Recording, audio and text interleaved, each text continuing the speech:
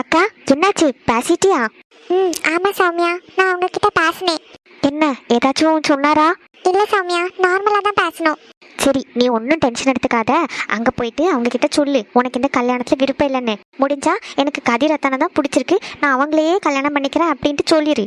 அது எப்படி சொல்ல முடியும் சௌமியா? அதெல்லாம் எனக்கு தெரியாது. இப்போ நீ பேசலன்னு வச்சுக்கோயேன், அதுக்கப்புறம் நிச்சயதார்த்தம் கல்யாணம்னு போயிடும். உனக்கு அப்புறம் எதுவுமே பண்ண முடியாது. நீ நினச்ச மாதிரி இருக்கணும்னா கதிர் அத்தானை கல்யாணம் பண்ணால் மட்டும்தான் முடியும். அதனால தயவு செஞ்சு அங்கே போயிட்டு நீ பேசிடு, சரியா? சரி சௌமியா, நான் ட்ரை பண்றேன். சரி, இந்த கதிர் அத்தா எங்கே போனா? இன்னும் ஆளையே காணோம். இங்கே எங்கேயாவது நீ பாத்தியா? அது அது நான் பார்க்கல சௌமியா. சரி, ஒன்றும் பிரச்சனை இல்லை. நான் தேடி கண்டுபிடிச்சி எங்கே இருக்கான்னு பார்த்து கூட்டிகிட்டு வரேன். அவங்களும் பேசுவாங்க. அவங்களும் சேர்ந்து பேசிட்டாங்கன்னா எந்த பிரச்சனையும் கிடையாது. கண்டிப்பாக உன்னை அத்தைக்கு மாமாக்கு எல்லாருக்குமே பிடிக்கும். உன்னை கட்டி வைக்கணும்னு அவங்களும் ஒரு வேளை ஆசைப்பட்டிருக்கலாம்ல. அவங்க ஆசைப்பட்டிருப்பாங்கன்னு நீ எப்படி சொல்ற? அதெல்லாம் எனக்கு தெரியாது. ஆனால் கதிரத்தானுக்கு ஒன்று பிடிச்சிருக்கு, அதுவே போதும். உனக்கும் ஓகே தான். அதனால் இந்த கல்யாணத்தை மட்டும் எனக்கு வேண்டான்னு இப்போ நீ அங்கே போய் பேசிடு. எனக்கு இந்த மாப்பிள்ளையே பிடிக்கல, அதனால் எனக்கு இந்த கல்யாணம் வேண்டான்னு சொல்லிடு, சரியா? சரிடி. சரி, நீ போக்கா. நான் கதிரத்தா எங்கே நிற்கிறாங்கன்னு பார்த்துட்டு வரேன். சரி Soumya. A few moments later. என்ன காவியா, பேசிட்டியா? ஆமா காவியா, நீ என்ன முடிவு எடுத்திருக்கேன்னு சொல்லு மக்களே. எதுனால அம்மைக்கு அப்பாவுக்கு சம்மதம் தான்? ஆமா, கேட்டவ நல்ல சம்மதம். பேசாம என்ன எதுன்னு கேட்காம அந்த பையனுக்கு பிடிச்சி கெட்டி வைக்கிறதுக்கு இல்ல, இவகிட்ட போய் சம்மதம் கேட்டுட்டு இருக்காவ. என்ன மலரு இது? அவகிட்ட கேட்காம கல்யாணம் பண்ணி வைக்க முடியுமா? எதுக்குங்க கேட்கணும்? ஒன்னுத்துக்கும் வக்கீல்ல, நல்ல வசதியான மாப்பிள்ள வந்திருக்கு, கெட்டி வைக்க வேண்டியதானே? அவ பிளானே வேறங்க, உங்களுக்கு தெரியாது. பிளான் வேறையா? என்ன சொல்லுங்க உங்க மொவையே. கதிரி என்ன எதுக்கு அந்த பக்கம் கூட்டிட்டு போனான்னு தெரியுமா? கூட்டிட்டு போயிட்டு எனக்கு காவியாவை கல்யாணம் பண்ணி வைங்க, அவளுக்கும் என்ன பிடிக்கும்னு எனக்கு தெரியும், அதனால அவ சம்மதம் சொல்லுவா, என்ன கெட்டி வைங்க அவளுக்கு அப்படின்ட்டு கேட்டுட்டு இருக்கான். என்ன சொல்லுங்க? இவ்வளோ சொல்லியும் அவன் கேட்காம வந்து கல்யாணம் பண்ணி வைனா கேட்டுட்டு இருக்கான். ஆமா, இன்னைக்கு கூட்டிட்டு போய் மறுபடியும் அவன் அதான் கேட்கான். அதனால நல்லா பிடிச்சி ஏசி விட்டேன். அதுக்கு தான் மூஞ்சி எப்படி வச்சுட்டு அங்கே நின்றுட்டு இருக்கான். அந்த பிள்ளை காவியாவும் நல்லா பேசி மயக்கி வச்சிருக்கா. நானும் ஊமை போல இருந்தால அவளுக்கு எதுவும் தெரியாதுன்னு நினைச்சிட்டேன். இப்ப மட்டும் அவ கல்யாணம் பிடிக்கல, எனக்கு இந்த மாப்பிள்ளை வேண்டான்னு சொல்லிட்டு அப்பெல்லாம் இருக்கு அவளுக்கு. எனக்கு என்னமோ ரெண்டு பேரும் பிளான் பண்ற மாதிரி தான் இருக்கு மலரி. இப்ப என்ன பண்றதுக்கு? கல்யாணம் வேண்டான்னு சொல்லிட்டானா அவ கல்யாணம் கட்டிக்கிறாளோ இல்லையோ அதை பத்தி எனக்கு ஒரு பிரச்சனை கிடையாது. இதுக்கப்புறம் நான் இவங்க கிட்ட எந்த விஷயத்துலயும் தள்ளிட மாட்டேன். ஆனா இவளை மட்டும் என் மவனுக்கு நான் கெட்டியே வைக்க மாட்டேன். சரி, அமைதியா இரு, என்ன நடக்குன்னு பாப்போம். காவியா, சொல்லு மக்களே, உனக்கு இந்த கல்யாணத்துல சம்மதமா? எதுனால அம்மிட்ட சொல்லுமா. உனக்கு பிடிச்சிருக்குனாலும் எங்களுக்கு சந்தோஷம் தான், இல்ல வேண்டாம் நினைக்கிறனாலும் எந்த பிரச்சனையும் கிடையாது. ஐயோ காவியா, என்ன சொல்ல போறானே தெரியலையே. அம்மிட்ட வேற இப்படி எல்லாம் பேசியாச்சு, ஆனா அவங்களும் எதுவும் கேட்கற மாதிரி இல்ல. காவியா மட்டும் இந்த கல்யாணம் பிடிக்கலன்னு சொன்னா அதுக்கப்புறம் என்ன பண்றதுன்னு யோசிக்கலாம். இவன் வேற இப்படியே நின்றுட்டு இருக்கா. காவியா, இந்த கல்யாணம் பிடிக்கலன்னு சொல்லிடு ப்ளீஸ். சொல்லு மக்களே. காவியா, சொல்லுங்கப்பா. காவியா, உன் மனசுல இப்ப என்ன தோணுதா அதை மட்டும் சொல்லு. அம்மா அப்பாக்காக மட்டும் நீ கல்யாணத்துக்கு ஒத்துக்கிறேன்னு சொல்லாத. உன் மனசுக்கு பிடிச்சிருந்தா மட்டும் சொல்லு, சரியா? சரிப்பா. சொல்லு மக்களே, இந்த மாப்பிள்ளைய உனக்கு பிடிச்சிருக்கா? இந்த கல்யாணத்துக்கு உனக்கு சம்மதம் தானே? ஆமாம்மா, எனக்கு இந்த கல்யாணத்துல சம்மதம். என்ன மக்களே சொல்ற? உண்மையாவே உனக்கு இந்த கல்யாணத்துல சம்மதமா?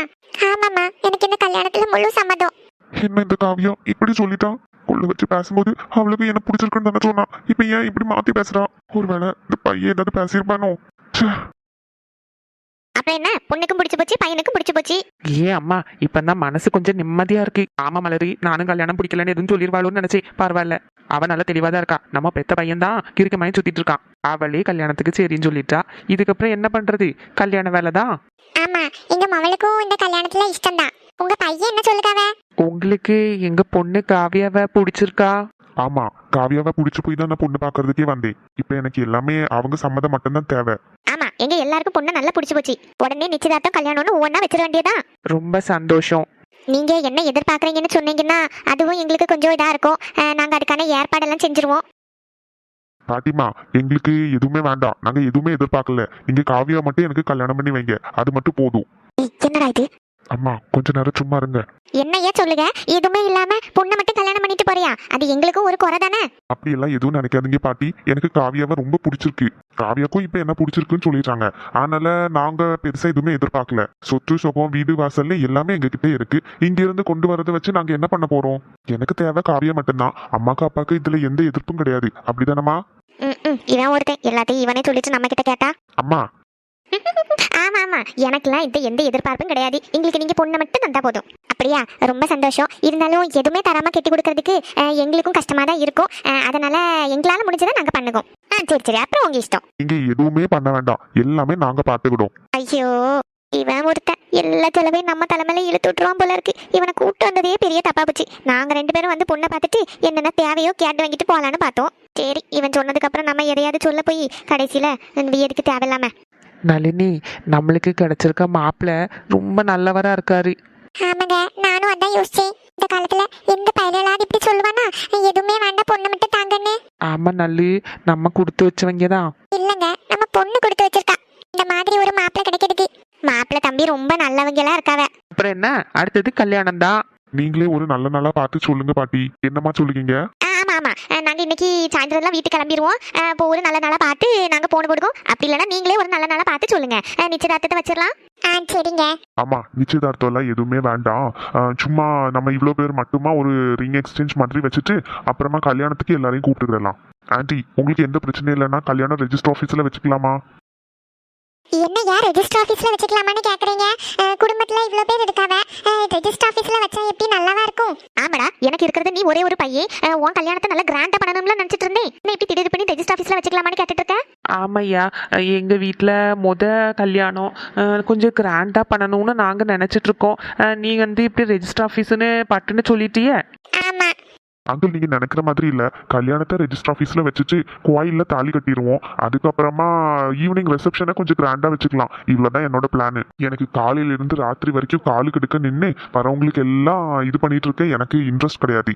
கல்யாணத்துக்கு எங்க குடும்பத்துல கொஞ்சவங்க, உங்க குடும்பத்துல கொஞ்சவங்க கோயிலே வச்சிடலாம். அதுக்கப்புறம் ஈவினிங் ரிசப்ஷனுக்கு நீங்க உங்க ஃப்ரெண்ட்ஸ் ஃபேமிலி யாரெல்லாம் கூப்பிடணுமோ கூப்பிட்டுக்கோங்க. நாங்களும் அந்த மாதிரி கூப்பிடலாம். ஓ, நீங்க அப்படி சொல்லுவீங்களோ? நல்லு, நீ என்ன சொல்லுங்க? எங்க மாப்பிள்ளை சொல்லதும் சரியாதான் படுது. நாமளும் செலவுக்கு அங்கே இங்கேன்னு ஓட வேண்டியது இருக்கு. கல்யாணம், என்கேஜ்மெண்ட், ரிசப்ஷன் எல்லாத்துக்கும் செலவு பண்ணணும்னா நம்மளுக்கும் அந்த தெம்பு கிடையாது. அதுக்கு தான் சொல்லுங்க, மாப்பிள்ளை தம்பி கரெக்டா சொல்லுதாங்க. காலையில கல்யாணத்தை கோயில வச்சிருவோம். ரெஜிஸ்டர் ஆஃபீஸ்ல போய் ரெஜிஸ்டர் முடிச்சிட்டு அந்த நீ சாயந்தரம் ரிசப்ஷன் வச்சு விட்டுருவோம். அதனா அவங்க பாதி செலவை பார்த்துப்பாவன்னு சொல்லுதாங்கல்ல. பாதி செலவு தானே, நமக்கு ரொம்பவும் செலவாகாது. என்ன சொல்லுவீங்க? வீட்டுக்கு கல்யாணம், அது இப்படி ரெஜிஸ்டர் ஆஃபீஸ்லயும் கோயில்லையுமா வைப்பாவ? எங்க இதுக்கு போட்டு கடன் உடனே வாங்கிட்டு கிடக்க நம்மளால முடியாது. ஏற்கனவே மூக்கட்ட கடன் இருக்கு. அதுக்கு தான் சொல்லிட்டு இருக்கேன். அவங்க சொல்லதுக்கு நம்ம சரின்னு சொல்லிடுவோம். அங்கிள், ஆண்டி, உங்களுக்கு ஓகேனா மட்டும்தான். அப்படி இல்லைன்னா நீங்க எப்படி ஆசைப்படுறீங்களோ அந்த மாதிரியே கல்யாணத்தை வச்சிடலாம். இல்லையா, நான் அவர்கிட்ட பேசிட்டேன், சரின்னு சொல்லிட்டாரு. நீங்க காவியா கிட்ட கேட்கணும்னா கேட்டுக்கோங்க. இல்ல, அது நாங்க எது டிசைட் பண்ணாலும் அவளுக்கு ஓகே தான். அப்படியா? அப்படின்னா சரி, காலையில கல்யாணத்தை ஃபர்ஸ்ட் ரெஜிஸ்டர் ஆஃபீஸ்ல முடிச்சிருவோம். அதுக்கப்புறம் நீங்க தாலி கட்டணும் அப்படின்னு சொன்னீங்களா, அதை கோயில்ல வச்சிருவோம். ஈவினிங் ரிசப்ஷன் மண்டபம் எங்கேன்றது நானே பார்த்துட்டு உங்களுக்கு சொல்லுங்க. நீங்க எவ்வளவு பேரை கூப்பிடுவீங்க என்ன ஏதுன்னு சொல்லிருங்க. என்கேஜ்மெண்ட்டுக்கு நீங்க எதுவுமே பண்ண வேண்டாம். என்கேஜ்மெண்ட்டுக்கு ரிங்க மட்டும் வாங்கிருங்க. அந்த மாதிரி எங்களோட முறையில ஒரு இது கல்யாணத்துக்கு மாப்பிள்ளையோட தங்கச்சிக்கு வந்து வளையல் ஏதாவது போடுவாங்க. உங்களால முடிஞ்சதுன்னா பண்ணுங்க. பண்ணிடலாம் தம்பி, அதெல்லாம் ஒன்றும் பிரச்சனை இல்லை. எங்க சைட்ல இருந்து பொண்ணுக்கு தாலி நம்ம வீட்ல இருந்து தான் எடுத்துட்டு வருவோம். அதை நாங்களே கொண்டு வந்துருவோம். மாதிரி முகூர்த்தப்பட்டு அதையும் நாங்க தான் எடுப்போம். நீங்க உங்க வீட்டுல உள்ளவங்களுக்கு மட்டும் ட்ரெஸ் எடுங்க. பொண்ணுக்கு என்னென்ன தேவையோ அதெல்லாம் நாங்களே பாத்துருவோம். சரி தம்பி. அப்புறம் இன்னொரு விஷயம், ரிசப்ஷன் கொஞ்சம் கிராண்டா பண்றதுனால எங்க ஃபேமிலி உங்க ஃபேமிலி எல்லாரும் வர மாதிரி இருக்கும். அதனால அதுக்கு மட்டும் பாதி செலவு நீங்க பாக்குறதா இருந்தா பாருங்க. அப்படி இல்ல உங்களால முடியாதுன்னா அதையும் நாங்களே பாத்துப்போம். என்ன இவன் எல்லா செலவையும் நம்ம தலைமையில இழுத்து விட்டுட்டு இருக்கான்? இல்ல, நாங்களும் அப்படிதான் யோசிச்சோம். ரிசப்ஷன் வந்து நீங்க செலவு பாதி பாத்துருங்க, நாங்க பாத்துடுவோம். சரி ஆண்டி. என்ன இது ஆண்டின்னு கூப்பிட்டுட்டு உரிமையா அத்தான்னு கூப்பிடு. சரி பாட்டி, அத்தனே கூப்பிடுறேன். அம்மா, நம்ம கிளம்புவோமா? சரி மக்களே, கிளம்பலாம். இருங்க, நைட்டுக்கு சாப்பாடு எல்லாம் அரேஞ்ச் பண்ணிருக்கோம், சாப்பிட்டுட்டே போலாம். இல்ல, அதெல்லாம் வேண்டாம். நாங்க நைட்டே ரிட்டர்ன் கிளம்புற மாதிரி இருக்கும். பத்து, சாப்பாடெல்லாம் அரேஞ்ச் பண்ணிருக்கோம், சாப்பிட்டுட்டு போலாம். இருங்க தம்பி, இருங்க, சாப்பிட்டுட்டு போலாம். அவங்க தான் இவ்வளவு சொல்லுவாங்கல்ல, இருப்போம், சாப்பிட்டுட்டு மாதிரி கிளம்பலாம். சரி, அப்புறம் உங்க இஷ்டம். சரி, அப்ப நீங்க கொஞ்ச நேரம் ரெஸ்ட் எடுங்க. நாங்க சாப்பாடெல்லாம் ரெடி பண்ணிட்டு உங்களை கூப்பிடுவோம். மலரி, அந்த பக்கம் ஒரு பெரிய ரூம் இருக்குல்ல, அந்த ரூமுக்கு இவங்களை கூட்டிட்டு போ. கொஞ்ச நேரம் அவங்க ரெஸ்ட் எடுக்கட்டும். அதுக்குள்ள எல்லாத்தையும் நான் ரெடி பண்ணிடுவேன். சரி அண்ணி நான் கூட்டிட்டு போறேன். பத்து வா தம்பி என்ன நீங்களும் வாங்க. வாரம்மா தங்கச்சி. ஏங்க ஒரு 2-3 கவர் பால் மட்டும் வாங்கிட்டு வாங்குங்க. மாதிரி சீனியும் களியாயிட்டு ஒரு கிலோக்குள்ள சீனியும் வாங்கிட்டு 2-3 கவர் பாலையும் வாங்கிட்டு வாங்க. நான் அந்த தேயிலையை அடுப்புல போடுங்க. சரிம்மா நல்லு. காவியா நீ உள்ள போ, சேலையெல்லாம் மாத்துக்கேன்னா மாத்து. சரிம்மா. பத்மா வா உள்ள போலாம். சரி நான் பாரு.